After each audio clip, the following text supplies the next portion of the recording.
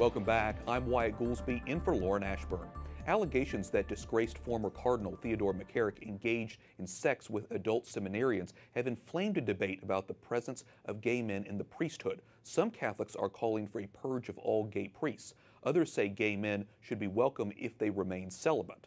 Monsignor Charles Pope is in the Archdiocese of Washington, D.C. and serves in Holy Comforter St. Cyprian Parish. Monsignor, welcome back to the program. Thank you. You recently wrote a blog for the National Catholic Register saying active homosexuality in the priesthood have helped cause the crisis. You say a large majority of the cases involve sexual misbehavior by priests with same-sex attraction. This is obviously a very controversial topic, so can you explain what you mean? Yeah, well, the 2004 John Jay report indicated that 81% of the offenses involved male victims, and of them, 78% of them were, of all the victims, were over the age of, they were post-pubescent. That is to say, they were sexually mature, even if they were still legally minors.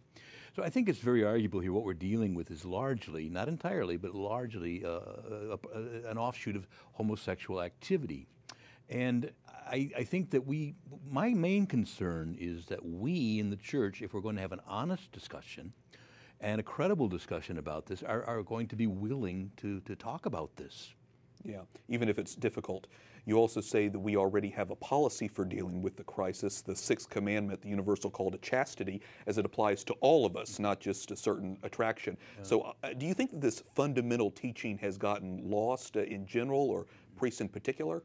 Yeah, I think we want to be careful never to single out anybody. We're all under the same standard. Whether one has a homosexual orientation or a heterosexual orientation, we are all called to live chastely. And that means for married people, it means absolute fidelity of mind and heart and body to each other. And for all of us who are unmarried, no genital sexual contact whatsoever.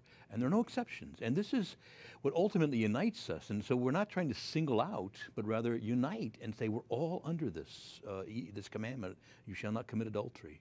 Clarify this for us, Monsignor. What does the church teach about men with same-sex attraction who want to be priests?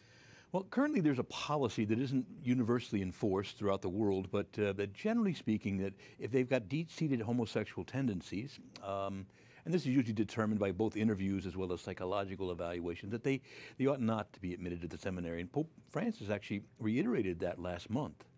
It's a long-standing policy, and it's not even been evenly enforced, and we see that in places like Honduras and other places where there's huge problems in the seminaries. I think in America we're beginning to get that under control. It's a charitable thing to say that those with same-sex attraction in an all-male environment are in a very tough place to be. That's not the place for them to be.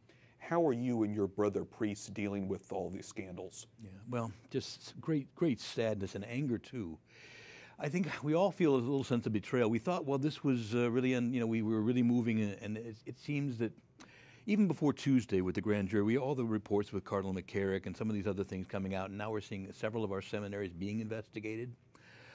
This is a sense of betrayal and also shock and dismay that some would act so badly to discredit the beautiful sacrament of holy orders and that we all share. And so many of us are trying so hard to work for God's people, and none of us are sinless.